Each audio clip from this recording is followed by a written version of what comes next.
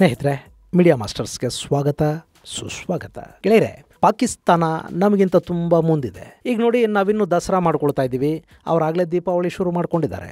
ಅಲ್ಲೊಂದು ಕಡೆ ಇಮ್ರಾನ್ ಖಾನ್ ನೇತೃತ್ವದ ತೆಹ್ರೀಕಿ ಪಾಕಿಸ್ತಾನಿ ಪಕ್ಷ ವಿಪರೀತ ಪ್ರಮಾಣದಲ್ಲಿ ಪ್ರತಿಭಟನೆಗಳನ್ನು ಮಾಡ್ತಾ ಇದ್ರೆ, ಮತ್ತೊಂದು ಕಡೆ ಬಲೂಚಿಸ್ತಾನ್ ಲಿಬರೇಷನ್ ಪಡೆಗಳು ಪಟಾಕಿ ಹೊಡೆಯೋದಕ್ಕೆ ಶುರು ಮಾಡಿವೆ. ಕರಾಚಿಯ ಜಿನ್ನಾ ಇಂಟರ್ನ್ಯಾಷನಲ್ ಏರ್ಪೋರ್ಟ್ ಅಲ್ಲಿ ಬಲೂಚ್ ಉಗ್ರರು ಹಚ್ಚಿದ ಪಟಾಕಿಗಳು ಇಬ್ಬರು ಚೈನಾ ಪ್ರಜೆಗಳ ಜೀವ ತೆಗೆದಿವೆ. ಹಾಗಾದರೆ ಪಾಕಿಸ್ತಾನದಲ್ಲಿ ಈಗೆಂಥ ದೀಪಾವಳಿ? ಸಾಕಷ್ಟು ವರ್ಷಗಳಿಂದ ಪಾಕ್ ಸೈನಿಕರನ್ನ ಚೈನಾ ಪ್ರಜೆಗಳು ಹಾಗೂ ಬಂಡವಾಳಗಳನ್ನು ಟಾರ್ಗೆಟ್ ಮಾಡಿಕೊಂಡು ದಾಳಿ ಮಾಡ್ತಾ ಇರೋ ಈ ಬಲೂಚಿ ಹೋರಾಟಗಾರರು ಸೀದಾ ಏರ್ಪೋರ್ಟಲ್ಲಿ ಸ್ಫೋಟಗಳನ್ನು ಮಾಡೋದಕ್ಕೆ ಸಾಧ್ಯವಾಗಿದೆ ಹೇಗೆ? ಅಲ್ಲಿ ನಿಜಕ್ಕೂ ಏನಾಗ್ತಾ ಇದೆ? ಬನ್ನಿ ನೋಡೋಣ. ಗೆಳೆಯರೆ, ಅದು ಭಾನುವಾರ ರಾತ್ರಿ 11ರ ಸಮಯ. ಕರಾಚಿ ಇನ್ನೇನು ಸಂಪೂರ್ಣವಾಗಿ ನಿದ್ದೆಗೆ ಜಾರೋದ್ರಲ್ಲಿತ್ತು. ಅಷ್ಟೊತ್ತಿಗೆ ಇದ್ದಕ್ಕಿದ್ದಂತೆ ಕೇಳಿಬಂದ ಭಾರೀ ಸದ್ದು ಇಡೀ ಕರಾಚಿ ನಗರವನ್ನು ಬೆಚ್ಚಿ ಬೀಳಿಸ್ತು. ಅದರಲ್ಲೂ ಸ್ಫೋಟ ಉಂಟಾಗಿದ್ದು ಕರಾಚಿಯ ಜಿನ್ನಾ ಇಂಟರ್ನ್ಯಾಷನಲ್ ಏರ್ಪೋರ್ಟಲ್ಲಿ. ಹೀಗಾಗಿ ಅಲ್ಲಿ ಬಹುಶಃ ಯಾವುದೋ ಪಾಕಿಸ್ತಾನಿ ವಿಮಾನ ಅಪಘಾತಕ್ಕೀಡಾಗಿರಬೇಕು ಅಂತ ಜನ ಅಂದ್ಕೊಂಡ್ರು. ಅಷ್ಟೊತ್ತಿಗೆ ಪಾಕಿ ಮಾಧ್ಯಮಗಳು ಆ ಬಗ್ಗೆ ಬ್ರೇಕಿಂಗ್ ನ್ಯೂಸನ್ನು ಶುರು ಮಾಡಿಕೊಂಡಿದ್ವು. ಕರಾಚಿಯ ಏರ್ಪೋರ್ಟಲ್ಲಿ ವಿಮಾನ ಅಪಘಾತ ಅಲ್ಲ, ಅಲ್ಲೊಂದು ಸ್ಫೋಟ ಉಂಟಾಯಿತು, ಆದರೆ ಯಾವುದರ ಸ್ಫೋಟ ಅನ್ನೋದು ಗೊತ್ತಾಗ್ತಿಲ್ಲ ಅಂತ ಆ ಸುದ್ದಿಗಳು ಹೇಳ್ತಾ ಇದ್ವು. ಹಾಗಾದರೆ ಏರ್ಪೋರ್ಟ್ಗೆ ಯಾರಾದರೂ ಬಾಂಬ್ ಗೀಮ್ ಬಿಟ್ಟುಬಿಟ್ರಾ ಅಂತ ಜನ ಅಂದ್ಕೊಳ್ಳೋ ಹೊತ್ತಿಗೆ ಇನ್ನೂ ಒಂದಷ್ಟು ಮಾಧ್ಯಮಗಳು ಅದು ತೈಲ ಟ್ಯಾಂಕ್ ಸ್ಫೋಟಗೊಂಡ ಕಾರಣ ಕೇಳಿಬಂದ ಸದ್ದು ಅಂತ ಹೇಳೋದಕ್ಕೆ ಶುರು ಮಾಡಿದ್ವು. ಅದನ್ನು ಅಲ್ಲಿನ ಪೊಲೀಸರು ಹಾಗೂ ಏಜೆನ್ಸಿಗಳು ಮಾಧ್ಯಮಗಳ ಮೂಲಕ ಹೇಳಿಸ್ತಾ ಇದ್ರು. ಆ ತೈಲ ಟ್ಯಾಂಕ್ ಸ್ಫೋಟದ ಸುದ್ದಿ ಒಂದು ಕಡೆ ಆತಂಕಕ್ಕೆ ಕಾರಣ ಆಗ್ತಾ ಇದ್ರೆ, ಮತ್ತೊಂದು ಕಡೆ ಅನುಮಾನಗಳಿಗೆ ಕೂಡ ಕಾರಣವಾಗ್ತಾ ಇತ್ತು. ಅಲ್ಲಿ ಅಕಸ್ಮಾತ್ ಏರ್ಪೋರ್ಟಲ್ಲಿ ಇಂಧನ ಸಂಗ್ರಹಾಗಾರಕ್ಕೆ ಬೆಂಕಿ ಬಿದ್ದರೆ ಅಲ್ಲಿ ಎಷ್ಟು ಜನ ಸಾವಿಗೀಡಾಗಿರಬೇಕು? ಇಡೀ ಏರ್ಪೋರ್ಟೇ ಬೆಂಕಿಗೆ ಆಹುತಿಯಾಗಿಬಿಡುತ್ತೋ ಏನೋ ಅಂತ ಜನ ಅಂದ್ಕೋತಿರುವಾಗಲೇ ಅಲ್ಲಿ ಸ್ಫೋಟ ಸಂಭವಿಸಿದ ಸ್ಥಳದಲ್ಲಿ ಇಬ್ಬರು ಚೀನಾದ ನಾಗರಿಕರು ಸಾವಿಗೀಡಾಗಿದ್ದಾರೆ, 8 ಮಂದಿ ತೀವ್ರವಾಗಿ ಗಾಯಗೊಂಡಿದ್ದಾರೆ ಅನ್ನೋ ಸುದ್ದಿ ಹೊರಬಿತ್ತು. ಅಲ್ಲಿಗೆ ಚೀನಾದ ನಾಗರಿಕರು ಸ್ಫೋಟದಲ್ಲಿ ಸಾವಿಗೀಡಾಗಿದ್ದಾರೆ ಅನ್ನೋದು ಗೊತ್ತಾದ ಕೂಡಲೇ ಪಾಕಿಸ್ತಾನದ ಜನಕ್ಕೆ ಇದೊಂದು ಆಕಸ್ಮಿಕ ಅವಘಡ ಅಲ್ಲವೇ ಅಲ್ಲ, ಬಲೂಚಿಸ್ತಾನದ ಪಡೆಗಳು ಮಾಡಿದ ಸ್ಫೋಟ ಅನ್ನೋದು ಅರ್ಥವಾಗೋದಕ್ಕೆ ಹೆಚ್ಚು ಸಮಯ ಏನು ಬೇಕಾಗಲಿಲ್ಲ. ಇನ್ನು ಈ ಕೃತ್ಯದ ಹಿಂದೆ ಯಾರೇ ಇದ್ದರೂ ನಾವು ಅವರನ್ನು ಬಿಡೋದಿಲ್ಲ, ಶಿಕ್ಷೆಗೆ ಗುರಿಪಡಿಸ್ತೀವಿ ಅಂತ ಪಾಕಿಸ್ತಾನದ ಸರ್ಕಾರ ಹೇಳೋ ಹೊತ್ತಿಗೆ ಅದನ್ನು ಮಾಡಿದ್ದು ನಾವೇ ಏನೀಗ ಅನ್ನೋ ಹಾಗೆ ಬಲೂಚ್ ಲಿಬರೇಷನ್ ಪಡೆ ಆ ಸ್ಫೋಟದ ಹೊಣೆ ಹೊತ್ತು ಹೇಳಿಕೆಯನ್ನು ಕೂಡ ಬಿಡುಗಡೆ ಮಾಡ್ತು. ಅಲ್ಲಿಗೆ ಆ ಸ್ಫೋಟದ ಹಿಂದೆ ಯಾರಿದ್ದಾರೆ ಅನ್ನೋದು ಬಹಿರಂಗಗೊಳ್ತು. ಗೆಳೆಯರೆ, ಬಲೂಚಿಸ್ತಾನ ಪಾಕಿಸ್ತಾನದ ವಿರುದ್ಧ ಕಳೆದ 7 ದಶಕಗಳಿಂದ ಕೂಡ ಹೋರಾಟವನ್ನು ಮಾಡ್ತಾ ಬರ್ತಾ ಇದೆ. ಈ ಹಿಂದೊಂದಷ್ಟು ದಿನ ಪಾಕಿಸ್ತಾನ ತನ್ನ ನರಿ ಬುದ್ಧಿ ಬಳಸಿ ಬಲೂಚಿಗರನ್ನು ದಾರಿ ತಪ್ಪಿಸೋದ್ರಲ್ಲಿ ಯಶಸ್ವಿಯಾಗಿತ್ತು. ಬಲವಂತವಾಗಿ ಬಲೂಚಿಸ್ತಾನವನ್ನು ತನ್ನೊಳಗೆ ವಿಲೀನ ಮಾಡಿಕೊಂಡಿದ್ದ ಪಾಕಿಸ್ತಾನ ಆ ಬಳಿಕ ಅಧಿಕಾರದ ಆಸೆ ತೋರಿಸಿ ಅವರನ್ನು ಹೋರಾಟದಿಂದ ವಿಮುಖರಾಗೋ ಹಾಗೆ ಮಾಡೋ ಪ್ರಯತ್ನವನ್ನು ಮಾಡ್ತು. ಆದರೆ ಅಲ್ಲಿ ಕೂಡ ಬಲೂಚಿಗರಿಗೆ ಕೊಟ್ಟು ಮಾತನ್ನು ಪಾಕಿಗಳು ಉಳಿಸ್ಕೊಳ್ಳಿಲ್ಲ.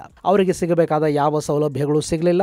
ಅದರ ಬದಲಾಗಿ ಬಲೂಚಿಸ್ತಾನದಲ್ಲಿನ ಅಗಾಧ ಪ್ರಮಾಣದ ನೈಸರ್ಗಿಕ ಸಂಪತ್ತನ್ನು ಪಾಕಿಸ್ತಾನ ಕೊಳ್ಳೆ ಹೊಡೆಯೋದಕ್ಕೆ ಶುರು ಮಾಡ್ತು. ಇದು ಬಲೂಚಿಗರಿಗೆ ಪಾಕ್ ಮೇಲೆ ಮತ್ತೆ ಹೋರಾಟಕ್ಕಿಳಿಯೋದಕ್ಕೆ ಪ್ರೇರೇಪಣೆ ಮಾಡ್ತು. ಅಲ್ಲಿ ಶಾಂತಿಯುತ ಹೋರಾಟಗಳು ಶುರುವಾದವು. ಆದರೆ ಪಾಕಿಸ್ತಾನದ ಸೇನೆ ಬಲೂಚ್ ನಾಯಕರನ್ನು ಕೊಲ್ಲಿಸಿ ಅಲ್ಲಿನ ಗಂಡು ಮಕ್ಕಳನ್ನು ಬಂಧಿಸಿ ಜೈಲುಗಳಿಗೆ ತಳ್ಳೋದಕ್ಕೆ ಶುರು ಮಾಡಿದಾಗ ಬಲೂಚ್ನ ಮಹಿಳೆಯರೇ ಕಣಕ್ಕಿಳಿದ್ರು. ಪಾಕಿಸ್ತಾನದ ವಿರುದ್ಧ ಬೃಹತ್ ಹೋರಾಟಗಳನ್ನು ಸಂಘಟಿಸಿದ್ರು. ಇದರ ನಡುವೆ ಪಾಕಿಸ್ತಾನ ಈ ಭಾಗದ ನೈಸರ್ಗಿಕ ಸಂಪತ್ತನ್ನು ಚೈನಾದ ಪಾಲು ಮಾಡೋದಕ್ಕೆ ನಿಂತುಕೊಳ್ತು. ಅಲ್ಲಿನ ಗ್ವಾದಾರ್ ಪ್ರದೇಶದಲ್ಲಿ ಬಲೂಚಿಗರಿಗೆ ಪ್ರವೇಶ ಇಲ್ಲದಂತಾಯಿತು. ಅಲ್ಲಿನ ಮೀನುಗಾರಿಕೆ ಸಂಪೂರ್ಣವಾಗಿ ಚೈನಾದ ಕೈ ಸೇರ್ತು. ಇದು ಅಲ್ಲಿನ ಜನರ ಅನ್ನ ಕಿತ್ಕೊಳ್ಳೋ ಪ್ರಯತ್ನವಾಗಿತ್ತು. ಹೀಗಾಗಿ ಬಲೂಚ್ ಲಿಬರೇಷನ್ ಆರ್ಮಿ ಪಾಕಿಸ್ತಾನದ ಸೇನೆ ಮತ್ತು ಚೈನಾದ ನಾಗರಿಕರನ್ನು ಗುರಿಯಾಗಿಸಿಕೊಂಡು ದಾಳಿಗಳನ್ನು ಆರಂಭ ಮಾಡ್ತು. ಈ ಹೋರಾಟ ಪಾಕಿಗಳಿಗೆ ಇವತ್ತು ಸಮಸ್ಯೆಯನ್ನು ತಂದೊಡ್ತಾ ಇದೆ. ಇಲ್ಲಿ ಬಲೂಚಿಸ್ತಾನ ಮೊದಲು ಸಂಪತ್ತಿನ ಸಮಾನ ಹಂಚಿಕೆ ಹಾಗೂ ರಾಜಕೀಯ ಪಾಲುದಾರಿಕೆಯನ್ನು ಕೇಳ್ತಾ ಇತ್ತು. ಆದರೆ ಈಗ ಪಾಕಿಸ್ತಾನದಿಂದ ನಾವು ಸ್ವತಂತ್ರವಾಗ್ತೀವಿ ಅಂತ ಬಲೂಚಿಗರು ಹೇಳ್ತಾ ಇದ್ದಾರೆ. ನಮಗೂ ಪಾಕಿಸ್ತಾನಕ್ಕೂ ಸಂಬಂಧನೇ ಇಲ್ಲ, ಪಾಕ್ ಈ ಭೂಭಾಗವನ್ನು ಆಕ್ರಮಿಸಿಕೊಂಡಿದೆ ಅಂತ ಅವರು ಹೇಳೋದಕ್ಕೆ ಶುರು ಮಾಡಿದ್ದಾರೆ. ಅಷ್ಟೇ ಅಲ್ಲದೆ ಬಲೂಚಲ್ಲಿ ಪಾಕ್ ಪ್ರೇಮಿಗಳು ಯಾರಿದ್ದಾರೆ ಅವರನ್ನು ಕೂಡ ಟಾರ್ಗೆಟ್ ಮಾಡಿಕೊಂಡು ದಾಳಿಗಳನ್ನು ಶುರು ಮಾಡ್ತಾ ಇದ್ದಾರೆ. 2009ರಲ್ಲಿ ಬಲೂಚ್ನ ರಾಷ್ಟ್ರಗೀತೆಯನ್ನು ಹಾಡಲಿಲ್ಲ ಅಂತ ಕಲಾತಲ್ಲಿ ಶಾಲಾ ಶಿಕ್ಷಕನೊಬ್ಬನನ್ನು ಬಲೂಚ್ ಪಡೆಗಳು ಗುಂಡಿಟ್ಟು ಕೊಂದವು. 2010ರಲ್ಲಿ ಕ್ವೆಟಾದ ಬಲೂಚಿಸ್ತಾನ್ ಯೂನಿವರ್ಸಿಟಿಯ ಪ್ರೊಫೆಸರ್ ಒಬ್ಬರನ್ನು ಕೊಲೆ ಮಾಡಲಾಯಿತು. 2011ರಲ್ಲಿ ಮುಸಾಕೇಲ್ ಜಿಲ್ಲೆಯಲ್ಲಿನ ಗಣಿಯೊಂದರ ಮೇಲೆ ದಾಳಿ ಮಾಡಿ ಅದರ ಕಾವಲಿಗಿದ್ದ 14 ಮಂದಿ ರಕ್ಷಣಾ ಸಿಬ್ಬಂದಿಯನ್ನು ಬಲೂಚ್ ಲಿಬರೇಷನ್ ಆರ್ಮಿ ಹೊಡೆದು ಹಾಕಿತು. 13ರಲ್ಲಿ ಬಸ್ಸೊಂದನ್ನು ಅಪಹರಿಸಿ ಅದರಲ್ಲಿನ 11 ಮಂದಿಯನ್ನು ಕೊಂದು ಹಾಕಿದರು.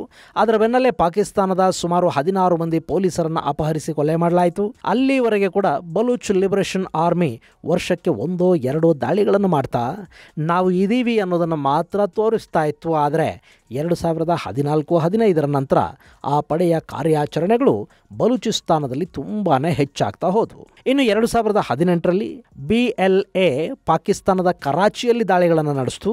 ಅವತ್ತು 3 ಬಲೂಚಿ ಹೋರಾಟಗಾರರು ಪಾಕ್ ಹಾಗೂ ಚೀನಾದ ವಿರುದ್ಧ ದಾಳಿಗೆ ಮುಂದಾದರು. ಆ ದಾಳಿಯಲ್ಲಿ 2 ಪಾಕಿಸ್ತಾನಿ ಪ್ರಜೆಗಳು ಹಾಗೂ 2 ಭದ್ರತಾ ಸಿಬ್ಬಂದಿಯನ್ನು ಕೊಂದು ಹಾಕಲಾಯಿತು.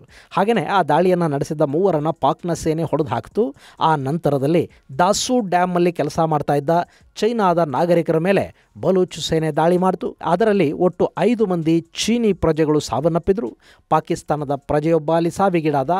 ಇನ್ನು ಜಪಾನ್ನ ಸಿಬ್ಬಂದಿಯ ಮೇಲೆ ಕೂಡ ಬಲೂಚಿಗರು ದಾಳಿ ಮಾಡಿದರು. ಆದರೆ ಅದೃಷ್ಟವಶಾತ್ ಆ ದಾಳಿಯಲ್ಲಿ ಜಪಾನಿನ ಸಿಬ್ಬಂದಿಗೆ ಯಾವುದೇ ಸಮಸ್ಯೆ ಆಗಲಿಲ್ಲ. ಹಾಗೆ ಚೀನಾ ಕಂಪನಿಯ CEO ಒಬ್ಬ ಉಳಿದುಕೊಂಡಿದ್ದ ಅಂತ ಹೇಳಲಾದ ಕರಾಚಿಯ ಹೋಟೆಲ್ಗೆ ಕೂಡ ಬಲೂಚ್ ಪಡೆಗಳು ಬಾಂಬ್ ಬಿಟ್ಟವು. ಕರಾಚಿಯ ಸ್ಟಾಕ್ ಎಕ್ಸ್ಚೇಂಜ್ ಅನ್ನು ಗುರಿಯಾಗಿಸಿಕೊಂಡು ದಾಳಿ ಮಾಡಲಾಯಿತು.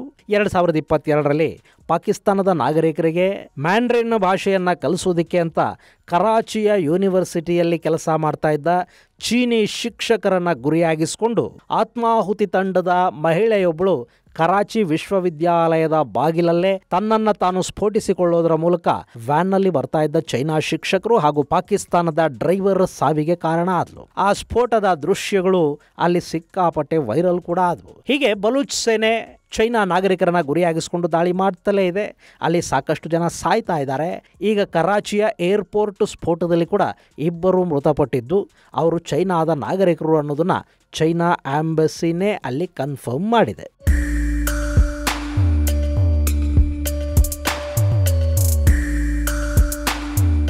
ಗೆಳೆಯರೆ, ಅಲ್ಲಿ ಭಾನುವಾರ ಆಗಿದ್ದೇನು ಅಂದರೆ ಬಲೂಚಿಸ್ತಾನದಲ್ಲಿನ ತಾಮ್ರದ ಗಣಿಯೊಂದರಲ್ಲಿ ಒಂದಷ್ಟು ಜನ ಚೀನಿ ಕಾರ್ಮಿಕರು ಕೆಲಸ ಮಾಡ್ತಾ ಇದ್ದಾರೆ.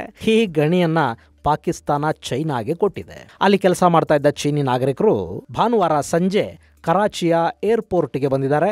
ಅವರು ಏರ್ಪೋರ್ಟನ್ನು ಪ್ರವೇಶ ಮಾಡಿ ಅಲ್ಲಿಂದ ವಿಮಾನದ ಮೂಲಕ ಚೈನಾಗೆ ಹೋಗಬೇಕಿತ್ತು. ಅದಕ್ಕೂ ಮೊದಲು ಸುಮಾರು 10 ಜನ ಚೈನಾದ ನಾಗರಿಕರು ಕರಾಚಿಯ ಏರ್ಪೋರ್ಟಲ್ಲಿ ನಿಂತಿದ್ದಾರೆ. ಅವರ ಬಳಿಗೆ ಬಂದ ಬಲೂಚ್ ಲಿಬರೇಷನ್ ಆರ್ಮಿಯ 2 ಫಿದಾಯಿನ್ಗಳು ಚೀನಿ ನಾಗರಿಕರ ಸಮೀಪ ನಿಂತುಕೊಂಡು ತಮ್ಮನ್ನು ತಾವು ಸ್ಫೋಟಿಸಿಕೊಂಡಿದ್ದಾರೆ. ಆ ಸ್ಫೋಟದಲ್ಲಿ ಚೈನಾದ 2 ನಾಗರಿಕರು ಸಾವನ್ನಪ್ಪಿದ್ದು ಇನ್ನುಳಿದವರು ತೀವ್ರವಾಗಿ ಗಾಯಗೊಂಡಿದ್ದಾರೆ. ಇಲ್ಲಿ ಚೈನಾನ ಟಾರ್ಗೆಟ್ ಮಾಡಿಕೊಂಡು ಬಲೂಚ್ ಹೋರಾಟಗಾರರು ದಾಳಿ ಮಾಡ್ತಾ ಇರೋದು ಇವತ್ತು ನಿನ್ನೆ ಏನಲ್ಲ.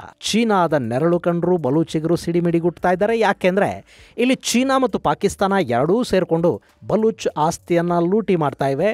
ಜೊತೆಗೆ ಚೈನಾದ ಕಾರಣದಿಂದಲೇ ಪಾಕಿಸ್ತಾನದ ಭದ್ರತಾ ಪಡೆಗಳಿಗೆ ಸೈನ್ಯಕ್ಕೆ ಒಂದು ಸ್ವಲ್ಪ ಹೆಚ್ಚು ಶಕ್ತಿ ಬಂದಿದೆ ಮತ್ತು ಚೈನಾದ ಹಿತಾಸಕ್ತಿಗಳನ್ನು ಕಾಪಾಡಬೇಕು ಅಂತಲೇ ಅವರು ಬಲೂಚಿಗರ ಮೇಲೆ ದೌರ್ಜನ್ಯಗಳನ್ನು ಮಾಡ್ತಾ ಇದ್ದಾರೆ ಅನ್ನೋ ಕಾರಣಕ್ಕೆ ಬಲೂಚ್ ನೇರವಾಗಿ ಚೈನಾನ ಟಾರ್ಗೆಟ್ ಮಾಡಿಕೊಂಡು ದಾಳಿ ಮಾಡ್ತಾ ಇದೆ. ಚೀನೀಯರನ್ನು ಅಲ್ಲಿಂದ ಓಡಿಸಬೇಕು ಅನ್ನೋದು ಸದ್ಯಕ್ಕೆ ಬಲೂಚಿಗರ ಗುರಿ. ಹೀಗಾಗಿನೇ ಸಿಪೆಕ್ ಯೋಜನೆಯಲ್ಲಿ ಕೆಲಸ ಮಾಡ್ತಾ ಇರುವ ಚೈನಾದ ನಾಗರಿಕರಿಗೆ ರಕ್ಷಣೆಯನ್ನು ಕೊಡಿ ಅಂತ ಚೈನಾ ಪದೇ ಪದೇ ಪಾಕಿಸ್ತಾನವನ್ನು ಕೇಳುತ್ತೆ. ಹಾಗೆ ಭದ್ರತಾ ವ್ಯವಸ್ಥೆಗಳನ್ನು ಮಾಡೋದಕ್ಕೆ ಸಾಧ್ಯವಾಗದೇ ಇದ್ರೆ ನಮ್ಮ ಸೇನೆಗೆ ಪಾಕಿಸ್ತಾನದಲ್ಲಿರೋದಕ್ಕೆ ಅವಕಾಶವನ್ನು ಕೊಡಿ ಅಂತ ಕೂಡ ಚೈನಾ ಪಾಕ್ ಮೇಲೆ ಒತ್ತಡವನ್ನು ಹೇರ್ತಾ ಇದೆ. ಆದರೆ ಅಲ್ಲಿ ಚೈನಾದ ಸೇನೆಗೆ ಪಾಕ್ ನೆಲದಲ್ಲಿ ಅವಕಾಶವನ್ನ ಮಾಡಿಕೊಟ್ರೆ ಅಮೆರಿಕ ಪಾಕಿಸ್ತಾನದ ವಿರುದ್ಧ ಸಂಪೂರ್ಣವಾಗಿ ಸಿಟ್ಟಿಗೇಳುತ್ತೆ. ಪಾಕಿಸ್ತಾನದ ಈಗಿನ ಆಡಳಿತ ಇದೆಯಲ್ಲ, ಅದು ಒಂಥರ ಅಮೆರಿಕದ ಕೈಗೊಂಬೆಯಂತಿರುವ ಆಡಳಿತ. ಜೊತೆಗೆ ಚೈನಾದಿಂದ ವಿಪರೀತ ಪ್ರಮಾಣದಲ್ಲಿ ಸಾಲ ತಂದಿದ್ದಾರೆ. ಹೀಗಾಗಿ ಅವರು ಚೈನಾ ಮತ್ತು ಪಾಕಿಸ್ತಾನ ಇಬ್ಬರನ್ನು ಮ್ಯಾನೇಜ್ ಮಾಡಬೇಕಾಗಿ ಬರ್ತಾ ಇದೆ. ಹೀಗಾಗಿ ಪಾಕಿಸ್ತಾನ ಚೈನಾದ ಕಾರ್ಮಿಕರ ರಕ್ಷಣೆಗೆ ತನ್ನ ಸೇನೆಯನ್ನೇ ನಿಯೋಜನೆ ಮಾಡಿದೆ ಮತ್ತು ಅವರ ಓಡಾಟಕ್ಕೆ ಬುಲೆಟ್ ಪ್ರೂಫ್ ವಾಹನಗಳನ್ನು ಕೊಟ್ಟಿದೆ. ಜೊತೆಗೆ ಒಂದಷ್ಟು ಚೈನಾದ ರಕ್ಷಣಾ ಸಿಬ್ಬಂದಿಯನ್ನು ಕೂಡ ಪಾಕಿಸ್ತಾನದಲ್ಲಿನ ಕಾರ್ಮಿಕರ ರಕ್ಷಣೆಗಾಗಿ ನಿಯೋಜನೆ ಮಾಡಿದೆ. ಇಷ್ಟಾದರೂ ಬಲೂಚ್ ಹಾಗೂ ತೆಹರಿಕಿ ತಾಲಿಬಾನ್ ಪಾಕಿಸ್ತಾನಿ ಪಡೆಗಳೇನಿವೆ ಅವುಗಳ ದಾಳಿಯಿಂದ ಚೀನಿ ಪ್ರಜೆಗಳನ್ನು, ಚೀನಿ ಕಾರ್ಮಿಕರನ್ನು ಕಾಪಾಡೋದಕ್ಕೆ ಪಾಕಿಸ್ತಾನಕ್ಕೆ ಸಾಧ್ಯ ಆಗ್ತಿಲ್ಲ. ಇನ್ನು ಈ ಬಲೂಚ್ ಲಿಬರೇಷನ್ ಆರ್ಮಿ ಇದೆಯಲ್ಲ, ಇದು ಬಲೂಚಿಸ್ತಾನಕ್ಕೆ ಪಾಕಿಸ್ತಾನದಿಂದ ಸ್ವಾತಂತ್ರ್ಯವನ್ನು ಕೊಡಿಸೋದಕ್ಕಾಗಿ ಹೋರಾಟ ಮಾಡ್ತಾ ಇರೋ ಒಂದು ಪ್ರತ್ಯೇಕತಾವಾದಿ ಸಂಘಟನೆ. ಇದು ಕಾರ್ಯಾರಂಭ ಮಾಡಿದ್ದು 2000ನೇ ಇಸ್ವಿಲಿ ಅಂತ ಹೇಳ್ತಾರೆ. ಆದರೆ ಇದರ ನಿಜವಾದ ಸ್ಥಾಪನೆ ಆಗಿದ್ದು 1970ರ ದಶಕದಲ್ಲಿ. ಅಂದರೆ ಶೀತಲ ಸಮರ ನಡೀತಿತ್ತಲ್ಲ, ಅವತ್ತಿಗೆ ಈ ಪಾಕಿಸ್ತಾನ ಅಮೆರಿಕಾದ ಜೊತೆಯಲ್ಲಿತ್ತು. ಹೀಗಾಗಿ ರಷ್ಯಾ ಬಲೂಚ್ ಪ್ರತ್ಯೇಕತಾವಾದಿ ಸಂಘಟನೆಗೆ ಬೆಂಬಲವನ್ನು ಕೊಡೋದಕ್ಕೆ ಶುರು ಮಾಡ್ತು. ಆದರೆ 1988ರವರೆಗೆ ಸೋವಿಯತ್ ಬಲಿಷ್ಠವಾಗಿತ್ತು. ಅಲ್ಲಿಯವರೆಗೆ ಬಲೂಚ್ ಹೋರಾಟಗಳು ಕೂಡ ತುಂಬಾ ಆಕ್ಟಿವ್ ಆಗಿದ್ವು. ಆದರೆ ಸೋವಿಯತ್ನ ಪತನ ನಂತರ ಈ ಬಲೂಚ್ ಸ್ವಾತಂತ್ರ್ಯ ಹೋರಾಟಗಾರರ ಪಡೆ ತನ್ನ ಶಕ್ತಿಯನ್ನು ಕಳ್ಕೊಳ್ತು. ಸುಮಾರು 1 ದಶಕದಷ್ಟು ಕಾಲ ಬಲೂಚ್ ಪ್ರತ್ಯೇಕತಾವಾದದ ಸದ್ದು ಕೂಡ ಹೆಚ್ಚು ಕಡಿಮೆ ನಿಂತೇ ಹೋಯಿತು. ಅದು ಮತ್ತೆ ಶುರುವಾಗಿದ್ದು 2000ದ ನಂತರ. ಹೀಗಾಗಿನೇ ಈ ಸಂಘಟನೆ ಹುಟ್ಟಿದ್ದು 2000ದಲ್ಲಿ ಅಂತ ಹೇಳ್ತಾರೆ. 2000ದಲ್ಲಾಗಿದ್ದು ಇದರ ಪುನರ್ಜನ್ಮ. ಇದಾದ ಮೇಲೆ 2014-15ರ ನಂತರ ಈ ಸಂಘಟನೆಯ ಕಾರ್ಯಚಟುವಟಿಕೆಗಳು ತೀವ್ರ ಪ್ರಮಾಣದಲ್ಲಿ ಹೆಚ್ಚಾಗ್ತಾ ಇವೆ. ಹೀಗಾಗಿನೇ ಪಾಕಿಸ್ತಾನ ಬಲೂಚ್ ಲಿಬರೇಷನ್ ಆರ್ಮಿಯ ಹೋರಾಟ ಮತ್ತು ಚಟುವಟಿಕೆಗಳ ಹಿಂದೆ ಭಾರತ ಇದೆ ಅನ್ನೋ ಆರೋಪಗಳನ್ನು ಪದೇ ಪದೇ ಮಾಡ್ತಾ ಇರುತ್ತೆ. ಇನ್ನು ಬಲೂಚಿಗರು ಕರಾಚಿ ಏರ್ಪೋರ್ಟಲ್ಲಿ ನಡೆಸಿದ ಈ ದಾಳಿ ಪಾಕಿಸ್ತಾನದ ಭದ್ರತಾ ವ್ಯವಸ್ಥೆಯನ್ನು ಜಗತ್ತಿಗೆ ತೋರಿಸಿಕೊಡ್ತಾ ಇದೆ. ಇಷ್ಟು ದಿನ ಭಾರತದ ವಿರುದ್ಧ ಮುಜಾಹಿದೀನ್ಗಳನ್ನು ಕಳುಹಿಸಿ ಮಜಾ ತಗೋತಾ ಇದ್ದ ಪಾಕಿಸ್ತಾನಕ್ಕೆ ಈಗ ಬಲೂಚಿ ಹೋರಾಟಗಾರರು ಬಿಸಿ ಮುಟ್ಟಿಸ್ತಾ ಇದ್ದಾರೆ. ಭಾರತದಲ್ಲಿ ಪಾಕಿಸ್ತಾನ ಏನೆಲ್ಲ ಮಾಡಿಸ್ತೋ ಅದೆಲ್ಲವನ್ನ ಕರ್ಮ ರಿಟರ್ನ್ಸ್ ಅನ್ನೋ ಹಾಗೆ ಬಲೂಚಿ ಹೋರಾಟಗಾರರು ಪಾಕಿಸ್ತಾನಕ್ಕೆ ಮಾಡ್ತಾ ಇದ್ದಾರೆ. ಪಾಕಿಸ್ತಾನ ಈಗ ಭಯೋತ್ಪಾದನೆಯ ಕಾವಲ್ಲಿ ನರಳುತ್ತಾ ಇದೆ. ಇನ್ನು ಚೈನಾ ತನ್ನ ನಾಗರಿಕರ ರಕ್ಷಣೆಗಾಗಿ ಮುಂದಿನ ದಿನಗಳಲ್ಲಿ ಯಾವ್ಯಾವ ಕ್ರಮಗಳನ್ನಲ್ಲಿ ಕೈಗೊಳ್ಳುತ್ತೆ ಅನ್ನೋದನ್ನ ಕಾದು ನೋಡಬೇಕು. ಇದು ಗೆಳೆಯರೆ, ಪಾಕಿಸ್ತಾನದ ಕರಾಚಿಯಲ್ಲಿ ನಡೆದ ಬಾಂಬ್ ಸ್ಫೋಟ ಹಾಗೂ ಅದರ ಹಿಂದಿರೋ ಬಲೂಚ್ ಲಿಬರೇಷನ್ ಆರ್ಮಿಯ ಕುರಿತಾದ ಒಂದಷ್ಟು ಮಾಹಿತಿ. ಮುಂದಿನ ಸಂಚಿಕೆಯಲ್ಲಿ ಮತ್ತಷ್ಟು ವಿಶೇಷಗಳ ಜೊತೆ ಮತ್ತೆ ಭೇಟಿಯಾಗೋಣ. ಅಲ್ಲಿವರೆಗೆ ಜೈ ಹಿಂದ್, ಜೈ ಕರ್ನಾಟಕ.